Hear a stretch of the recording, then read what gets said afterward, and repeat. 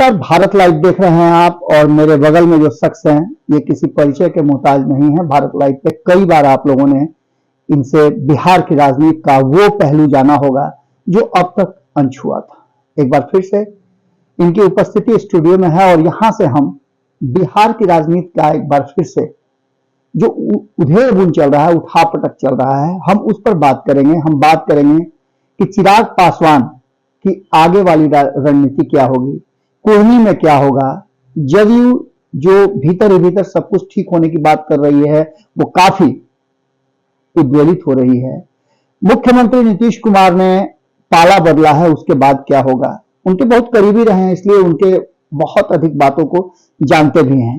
तो हम शुरुआत करते हैं। सबसे पहले जो सवाल है उन सवालों की फहरिस्त में सबसे पहला सवाल है कि लोक जनशक्ति पार्टी का रोल क्या होगा कोहनी में। अभी तक के पार्टी के राष्ट्रीय अध्यक्ष और ऑल इंडिया या राज्य पार्टी की ओर से कोई दिशा निर्देशित नहीं किया गया जी। लेकिन पिछले चुनाव में जिस तरह से हुआ जी, मोकामा में और गोपालगंज में, तो हमको लगता है कि शायद उसी तर्ज पर कोई फैसला जी हो। फैसला होना भी चाहिए, लेकिन अभी तक ना कोई अखबार में बात आई है जी। और हमारी व्यक्तिगत जहाँ तक समझदारी है कि जो पिछली बार फैसला लिया गया था उसी तरह से फैसला लेना चाहिए। आपकी पार्टी का 28 तारीख को स्थापना दिवस है और कहा जा रहा है कि स्थापना दिवस से एक दिन पहले आपके जो राष्ट्रीय अध्यक्ष हैं चिराग पासवान आएंगे और तब उन्हें 2 दिन तक का कार्यक्रम जो है कोहनी में उनका होगा। ये सब बातें तो चल ही रही है, लेकिन इसके बीच में जो आपने 2 चुनावों की चर्चा की, 2 चुनाव पहले चिराग पासवान बहुत मजबूती के साथ उनको भारतीय जनता पार्टी ने बुलाया, एनडीए में आए, चुनाव प्रचार भी किए। क्या लगता है कि आगे की रणनीति, कोहनी में चुनाव प्रचार तो करने जाएंगे, ऐसी बातें आ रही हैं सामने, लेकिन इन सब के बाद चिराग पासवान कोहनी चुनाव के बाद जैसा कहा जा रहा है कि मंत्रिमंडल का केंद्र में विस्तार होगा, क्या उस मंत्रिमंडल का हिस्सा होंगे? तो वक्त बताएगा, लेकिन हमारा नेता और हमारी पार्टी की समझदारी स्पष्ट है जी कि बिहार जिस चौराहे पर खड़ा है और 33 वर्षों से सामाजिक न्याय के नाम पर बिहार का शोषण और दोहन किया गया जी।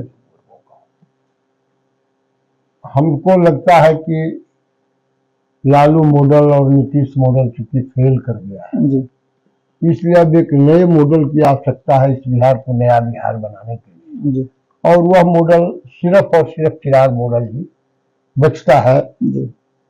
बिहार फर्स्ट, बिहारी फर्स्ट का नारा भी उन्होंने दिया, अपना विजन क्लियर किया है। तो ऐसी परिस्थिति में आपका सवाल हमको लगता है कि क्या है? सवाल ये था कि क्या केंद्र में मंत्री बनेंगे।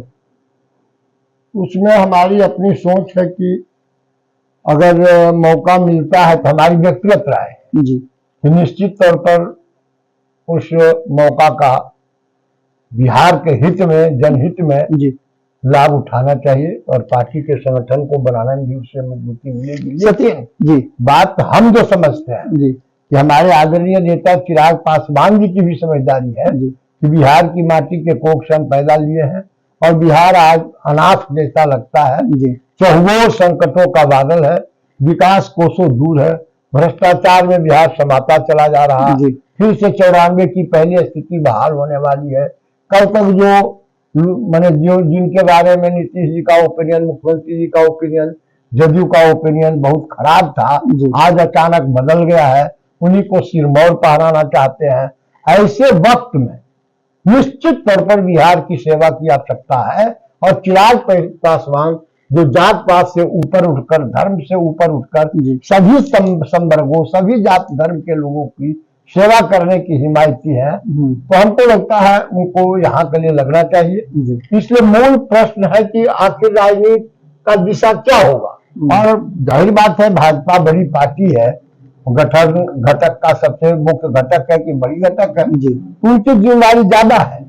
और बिहार में मैं ये नहीं कहता हूँ कि भाजपा के अंदर कोई उस तरह के एलिमेंट नहीं, सो बात नहीं है, लेकिन जिस तरह से चिराग पासवान के साथ सब लोग ढोल रहे हैं, नौजवान निहार रहा है, बिहार का किसान, मजदूर, गरीब, दलित वर्ग सब अल्पसंख्यक सब लोग निहार रहा है इस नौजवान को। ऐसे वक्त में इनको बिहार के लिए छूट देनी चाहिए और दिल्ली में अगर मौका मिलता है तो हमको लगता है उस मौका को अवहेल करना चाहिए। आप लंबे समय तक नीतीश कुमार जी के साथ रहे हैं, आप उस समय भी रहे, समता पार्टी बनी, उसके बाद उससे पहले से आपका नीतीश कुमार के साथ संबंध है, आप नीतीश कुमार के बारे में बहुत सारी बातें कहते हैं। वर्तमान जो लव कुश समीकरण साधने के लिए नीतीश कुमार ने उपेंद्र कुशवाहा को अपनी पार्टी में विलय कराया था, उसके बाद से उपेंद्र कुशवाहा लगातार हाशिए पर नजर आ रहे हैं। क्या आपको भी ऐसा लगता है और क्या नीतीश कुमार की रणनीति ही इस तरह की रही है?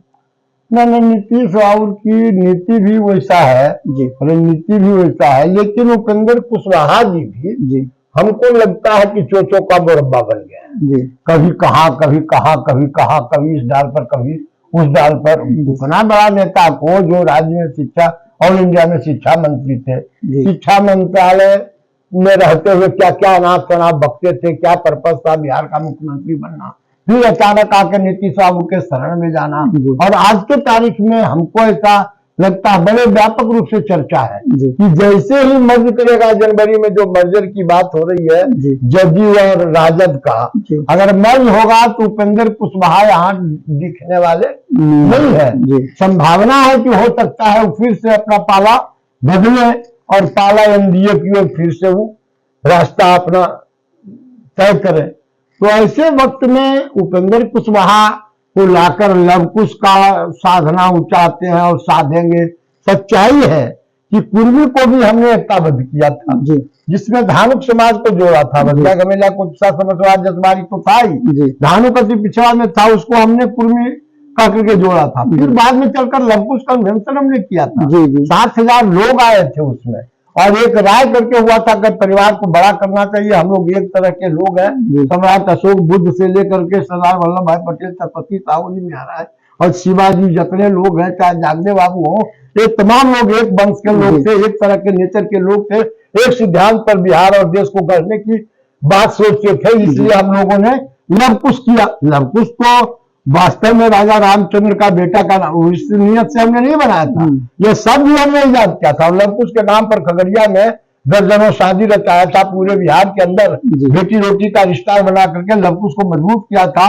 उसी लव कुश के आधार पर बिहार के मुख्यमंत्री बनने में नीतीश बाबू को बहुत बड़ी सहूलियतें मिली, बहुत बड़ा सफलता भी मिला था। लेकिन आज की स्थिति में जो है, आप समझिए उन दिनों 59 को एमएलए हुआ करते थे लव कुश के, और आज के तारीख में 24 है। नीतीश बाबू लगातार 17 वर्षों से राजपाट में है, सत्ता में है और एकमात्र नेता है जो इन पर कोई उंगली नहीं उठता, बराबर मुख्यमंत्री। सतीश जी, तो आपने जो लव कुश का जो एकजुट करने का प्रयास किया था, उस प्रयास और नीतीश कुमार जो लव कुश समीकरण साधने का प्रयास कर रहे हैं, क्या उसमें कुशवाहा समाज को कहीं ना कहीं घाटा हो रहा है? कुशवाहा समाज को नहीं, लव कुश समाज हाशिए पर चला गया। और 94 के पहले की स्थिति में जो नीतीश बाबू ने इस बिहार को ढकेलने का काम किया है, मैं ये नहीं कहता हूं कि तेजस्वी जी में गुण नहीं है, उनके अंदर मेरिट नहीं है, सिर्फ लालू जी के बेटा है। हम सब बात नहीं कहेंगे, बताएगा तो हम बताएंगे। लेकिन 94 के पहले की स्थिति में लाकर किसी को प्रोजेक्ट कर रहे हैं नीतीश बाबू, तो जिन लोगों ने उनको मदद करके लव कुश के एकता के बुनियाद पर शिखर तक पहुंचाया था, बिहार के कुर्सी के मालिक बनाया था, उन लोगों पर क्या बीतता होगा? उनका एमएलए घट गया, उनका एमएलसी घट गया, उनका राजनीतिक दखलंदाजी घट गया, राजनीतिक सम्मान घट गया। आज की तारीख में कौन होता है? तो क्या लगता है आपको कि उपेंद्र कुशवाहा का आना सफल हुआ या असफल हुआ? हमारे समझ से अगर पूछे तो उपेंद्र कुशवाहा आए कि जाए इसका कोई अर्थ नहीं है। कुशवाहा समाज के अंदर भी आदरणीय नेता उपेंद्र कुशवाहा जी नेता थे, लेकिन बार बार पलट और फिर से बार बार नीतीश बाबू के चरण में शरणागत जो हुए, इससे कुशवाहा समाज भी हमारे समझ से खुश नहीं है। और जो उम्मीद इससे करता था, इनके बारे में ये आइडिया था कुशवाहा समाज को कि हमारा भावी मुख्यमंत्री बिहार का है, लेकिन मुख्यमंत्री है कि संतरी है यह पता भी नहीं चलता है। नीतीश बाबू इनको ला करके जिस तरह से बीच दौड़ में खड़ा कर दिए हैं, उपेंद्र जी को भी पता नहीं चलता। हमको जो लगता है हमसे कोई बात नहीं है, लेकिन हम डंके के तौर पर कह सकते हैं कि लव कुश के अंदर बड़े पैमाने पर आज राजनीतिक चर्चा बर्चा तेज है कि नीतीश बाबू ने गलत किया या सही किया। और अगर सचमुच विलय कर लिया जाए, राजद के साथ जदयू को, तो मैं समझता हूं उनके साथ कोई उनका आधार नहीं बचेगा। इस बार के मुकामा के चुनाव में आपने देखा अति पिछड़ा भानुक समाज जिसको हमने कुर्मी में जोड़ा था 25% वोट चला गया भाजपा में, और कुर्मी का जो 19-20 हजार वोट था वहां घमेला कुर्मी का, जो नाक के बाल थे नीतीश कुमार उनके, उनको वोट करीब करीब 60% नहीं देकर भाजपा को दे दिया। तो इनका जनाधार तो ऐसे खिसक रहा। लेकिन अगर मर्जर कहीं हो गया या पूर्ण रूप से तय हो गया कि तेजस्वी ही भावी बिहार के मुख्यमंत्री हैं, बिहार जाए चूल्हा के भाड़ में, गर्द में जाए, खून खराबा हो, लूटपाट हो, भ्रष्टाचार के आगोश में चला जाए, और आप देखते हैं कि नहीं जिस तरह से इनका बदजुबानी हो रहा है, क्यों ऐसा बदलाव हुआ नीतीश बाबू में? शासन से भी बदलता है, लोग प्रेशर में है, प्रेशर में है, और जिनके साथ गए हैं क्या उनकी मजबूरी थी, उनको तो हमारे ऐसे लोग यह समझता कि राजनीति छोड़ देनी चाहिए। सतीश जी, आपने बिहार की राजनीति को बहुत कुछ दिया है, अनुभव भी आपका बहुत लंबा चौड़ा है, आप एक तरह से कहा जाए तो राजनीति के पाठशाला है बिहार में, और खास करके जो जिस तरह की राजनीति अभी वर्तमान में चल रही है, क्या लगता है आपको कि इस पूरी राजनीति में जिस तरह की बातें सामने आ रही हैं उसमें कहीं ना कहीं आप एक चीज तो निश्चित रूप से बता सकते हैं कि जिस तरह की बात सामने आ रही है उसमें कहीं ना कहीं क्या उपेंद्र कुशवाहा को लगता है आपको कि वो राष्ट्रीय अध्यक्ष बनाएंगे, जिसका चुनाव आने वाले 27 तारीख को होना है दिसंबर में? जदयू का राष्ट्रीय अध्यक्ष जी, हमको ऐसा कहीं से नहीं लगता है जी। राष्ट्रीय अध्यक्ष बनाना भी मैं नहीं समझता हूं कि मुनासिब है जी। एक राजनीतिक थर्मामीटर होगा ना, राजनीतिक स्तर तो होगा जी। इनका जो कुछ 3-4 वर्षों का राजनीतिक चरित्र रहा है, राजनीतिक सोच समझ के आधार पर रणनीति और कार्यनीति उपेंद्र कुशवाहा का रहा है जी। मैं समझता हूं कि ऐसे वक्त में जब ऊहापोह में है नीतीश बाबू, उनका चेहरा भी दागदार दिखाई पड़ रहा है उनके आधार वोट को, तो ऐसे में अगर उपेंद्र जी को बनाते हैं तो मैं नहीं, अभी जैसे देखिए आप पुरहनी में दिया उन्होंने कुशवाहा जी को, सुनकर हैरानी होगी। तो हाँ, अगर कोई कुर्मी मुसलमान यादव जुड़ जाए तो कोई लड़ाई नहीं जी। लेकिन सच्चाई है कि उस उम्मीदवार जो वहां एमएलए भी रहे हैं, उनका सिटी में मंत्री भी बने हैं, वहां उनके जात में इतना झमेला है उनके प्रति, कुर्मी में भी बहुत काफी लोग लगे हुए हैं, यह बात सच है। लेकिन काफी मशक्कत करने के बाद भी एकता बदली होता हुआ दिखाई नहीं पड़ रहा है हमको। जो मालूमात, मैं गया नहीं हूं, लेकिन उपेंद्र कुशवाहा उसमें जाकर कारगर भूमिका अदा करेंगे, श्रवण जी अदा करेंगे, कोई भी जाकर अदा करेंगे, वह सवाल नहीं है, इसलिए कि लवकुश भी एक राजनीतिक जात हो गया जी।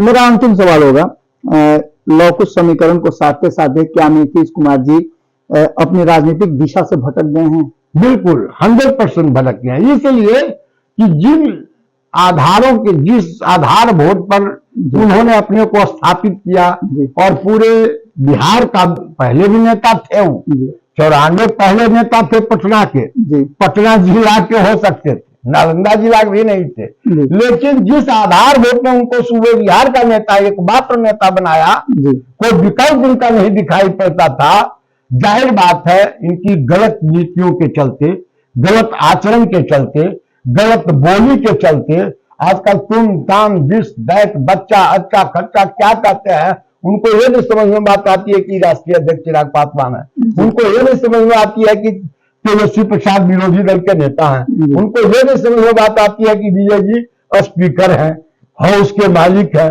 सब पर तुम तम, आरसीपी को तुम कर रहे हैं, या तो सुशील मोदी को तुम काम कर रहे हैं। बड़ा छोटा का होना एक बात है। आपने बहुत बढ़िया एक बात कहा आरसीपी सिंह का नाम लेकर के, क्या आपको लगता है कि अगर पार्टी की विलय होगी तो आरसीपी सिंह जदयू में बड़ी संगमारी कर सकते हैं, या जदयू के लोग आरसीपी सिंह की तरफ जा सकते हैं? नहीं, हमको ऐसा नहीं लगता है। हमको ऐसा इसलिए नहीं लगता है कि आरसीपी सिन्हा जी धरातल पर नहीं, नीतीश बाबू के कृपाकांक्षी थे, और उनके सहयोग से, उनके कृपा के आधार पर लोगों को मोबिलाइज किया, लेकिन एक पॉलिटिकल स्टेटस में नहीं, बल्कि ब्यूरोक्रेट के स्टेटस में।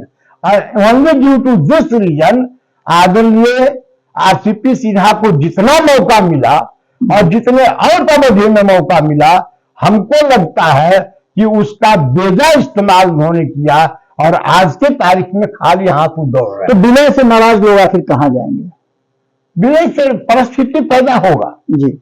हमको ऐसा लगता है कि जब जब कोई सिचुएशन बदला है तो निश्चित तौर पर नया विकल्प बना है और नए विकल्प के रूप में हम डंके के चोट पर कह सकते हैं, अभी नहीं दिखता है बहुत को, लेकिन चिराग पासवान क्योंकि सबको लेकर चलना चाहता है और बिहार की बात करता है, बिहार फर्स्ट और बिहारी फर्स्ट की बात करता है, जिसमें कोई जात धर्म का सवाल नहीं है। आरक्षण के सवाल पर आपने देखा लगातार सतीश जी देखा जा रहा है कि जदयू से काफी संख्या में लोग जहां जहां आरसीपी सिंह जा रहे हैं वहां वहां लोग जुड़ते जा रहे हैं। कई समाज के लोग, लौकिक समाज के लोग तो हैं और भी कई समाज के लोग उनके साथ जुड़ते जा रहे हैं। तो क्या आपको लगता है कि बिहार में एक नई राजनीतिक धारा शुरू हो जाए? अभी कहाँ जुड़ते जा रहे हैं? मैं तो नालंदा जिला में जी विधायक 10 वर्ष रहा हूँ, लखीसराय में विधायक रहा हूँ, राजनीति को पूरे बिहार का किया है जी। कोयली कुल्ली के समाज के लोगों के साथ ताल्लुकात आज भी है जी।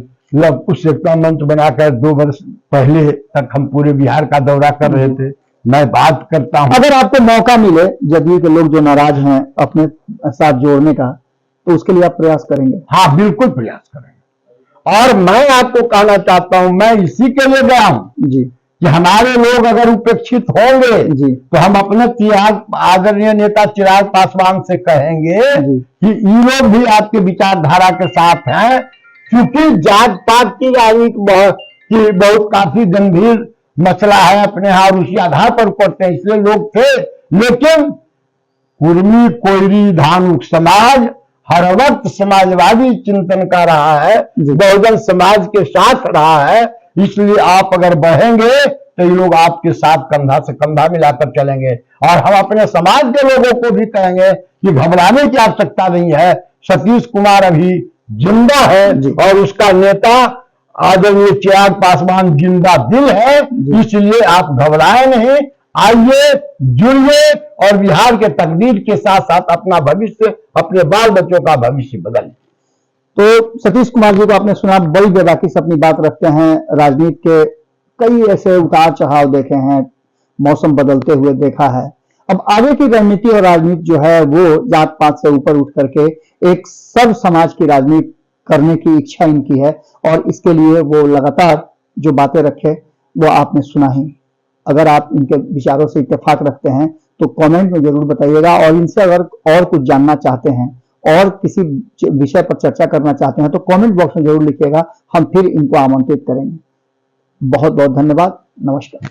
अगर ये वीडियो पसंद आई और वह बिहार के राजनीति और बिहारियत से सरोकार रखेनी तो सब्सक्राइब बटन दबा के चैनल के सब्सक्राइब कर ली।